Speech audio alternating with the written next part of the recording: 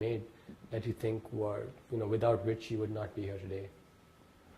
Well, one very important one is to meet your guru in person. I knew that was essential. Although every day I emailed and somehow or other I had contact with Babaji, I knew it was critical for me to meet him. That was like a decision I knew had to be done sooner or later.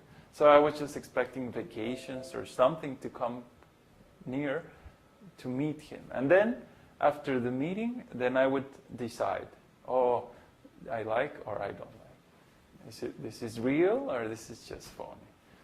And unfortunately, well, he accepted my invitation to come to Mexico. And that meeting was a very important turning point, because from that point my learning was much faster. And of course I still didn't have full confidence that, this is the real thing, right? This is the path that I want to follow, or the real thing. It took me still a little, I guess a year or something. Even after meeting Babaji, more conversations and like that. And the next turning point is chanting. When I was chanting intensively, not just like 4 rounds, but that I did 32, I strive to do much more than what I did every day in single particular days. I said, this is weekend, I have nothing else to do. Okay, I'm going to chant as much as I can. And I chanted 40 rounds, 50 rounds, which for me was like, whoa. And those events, that's when you chant so much intensively, constantly, that makes solid grounding.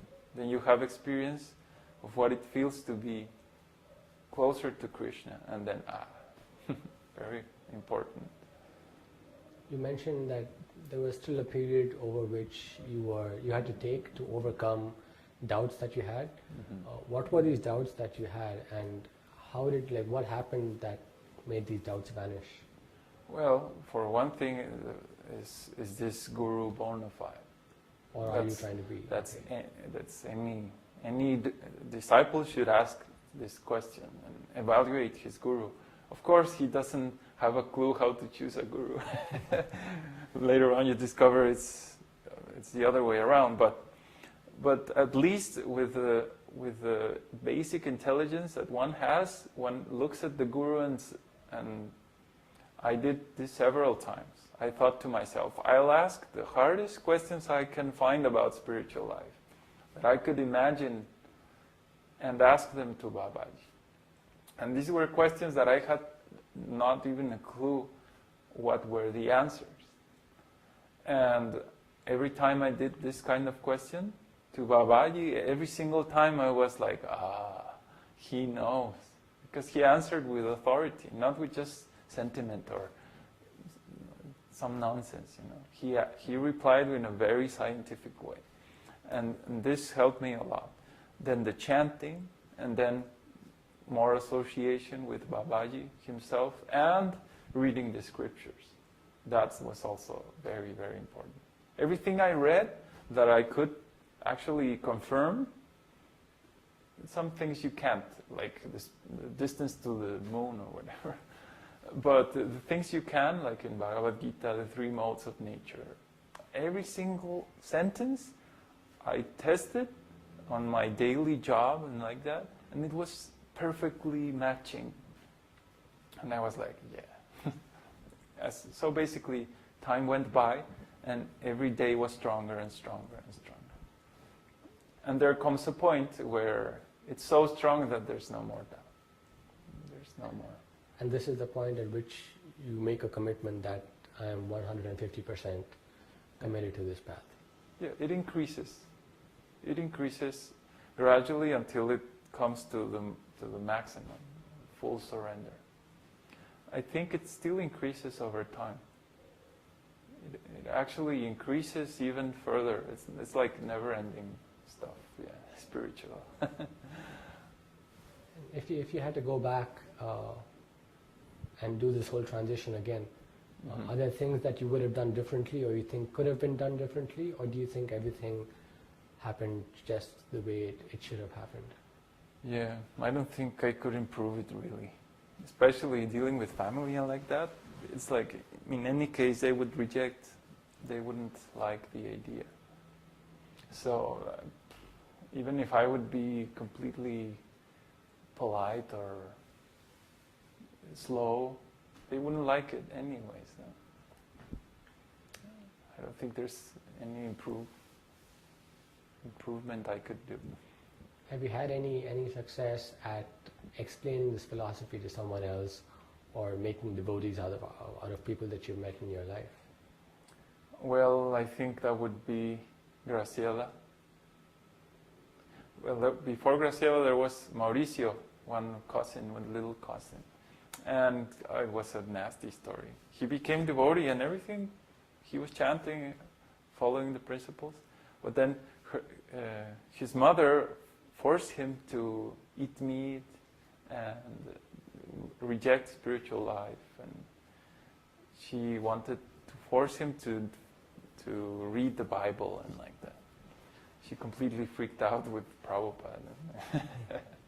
So this cousin basically became crazy because he had one heart desire and the orders were different.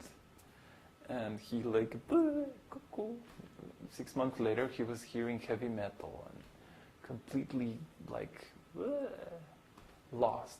He had no inner life. And the other case was Graciela, which I hired an assistant for my job.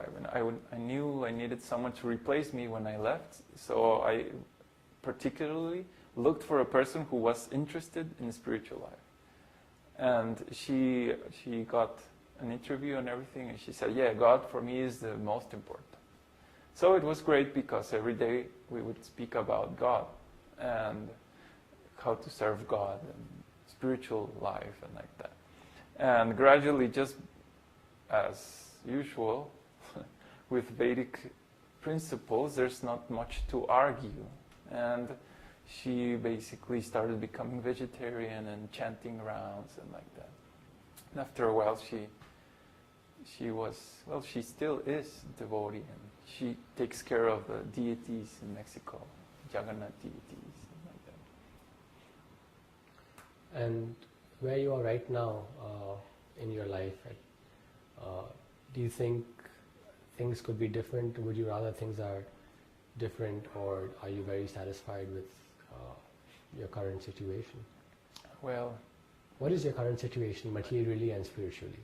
Well, I think it's very clear that for us, for ourselves, we are okay. We have a nice place to live, and we're really not worried, materially speaking. And spiritually, I'm taking it a little bit slower. I'm doing the university program, but I was chanting 64 rounds, now I reduced to 16, because there's so many things we have to solve first. And this is one of the things I was learning about today, that all our school system has been completely training me in such a way that I'm disconnected from real life, completely exploited and cheated and So currently I feel very good with my spiritual life. I don't have any single doubt about that this is the right path. Now I'm in the fight of overcoming all this mental training that I've been dealing with for years.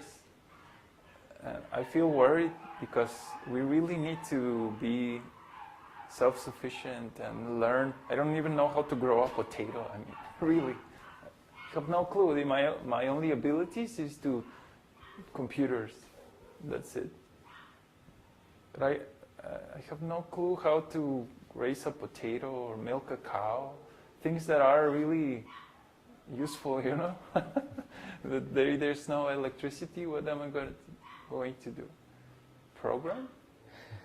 No. So I think I'm in this point where I realize how in a big problem we're in. We're still living in the city, we don't have self-sufficiency. We're working on that. That's our goal and like that. But still it's like, okay, to get there, we have to do a big effort. And then maybe then again focus on a strong spiritual life. But once being out there, we're still part of this nonsense civilization, and that's not very good. And what is your current relationship with material life and the material world and your friends and family who are not devotees? How do you relate to them now? I have almost no relationship. I have decided to isolate myself from that, because every time I contact any family member, it's just sentimental.